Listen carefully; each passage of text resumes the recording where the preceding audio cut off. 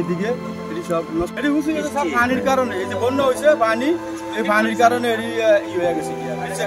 পানি নামতে না স্যার, পানি নামে না, বন্ধ, এই যে না পানি আটকে রয়েছে। নিচে চাইছি জালা হাত দিয়ে চাইছি, সব নষ্ট হয়ে গেছে। ওই শুরু করে পানিও টানে, হয় শুরু করেও পানি টানে না, টাইম না বেড়া খুব করতে না করলে এগারো করলে পানি টানে, সব নষ্ট হয়ে গেছে স্যার। আমরা বৃষ্টিতে তো সব ডাবায় এলাইছে, আর একদিক দিয়ে ফারাক্কা ইন্ডিয়ায় দিছে, বাংলাদেশ ডাবায়। এখন আমরা কোন দিকে যাবো? এখন আমাকে সরকারের কাছে আবেদন, সরকার আমাদের যেটা করে এটি। ওই গেট দিয়ে পাস হইতেছে না, পানি তো বেড়ের বাইরে অনেক বেশি, যার কারণ গেটের ভিতর বেড়ের ভিতরে পানিও যাইতেছে না। এখন আমরা এমন অবস্থায় আছি, আমাদের ফসল তো সব নষ্ট হয়েছে, ঘর বাড়ি সব ডাবে। আমাকে ধান ক্ষেত সম্পূর্ণ পানির তলে। আমরা ঠিক মতনই মানে রোয়া লাগাইছি, ধান লাগাইছি। এখন আজ 4-5 দিনকার বৃষ্টিতে ধান এই পানির তলে।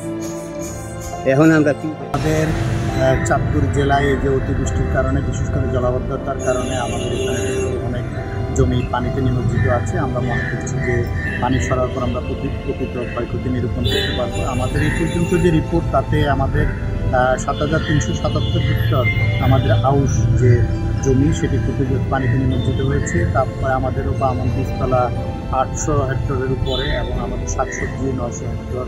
মোটামুটি আমাদের যে তথ্য আছে উপজেলার থেকে, তাতে আমাদের প্রায় 11,000 হেক্টরের উপরে জমি কিন্তু পানিতে নিমজ্জিত আছে। আমরা এখন রোদ যদি এভাবে যদি ক্রমাগত রোদ আসে, তারপরে নিমজ্জিত যে ক্ষয়ক্ষতি সেটি চূড়ান্ত রিপোর্ট আমরা দিতে পারবো।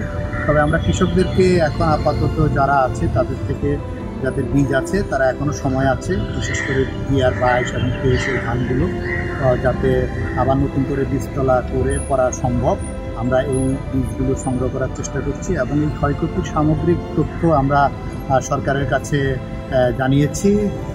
ভবিষ্যতে যদি এই ধরনের যারা ক্ষতিগ্রস্ত তাদেরকে তালিকা তৈরি করতে বলে, এমন আমরা যদি তালিকা তৈরি করি, এই ফসল না হলেও পরবর্তী ফসলে আমরা যাতে তাদেরকে ক্ষতি পুষিয়ে দেওয়ার জন্য প্রণোদনার আশা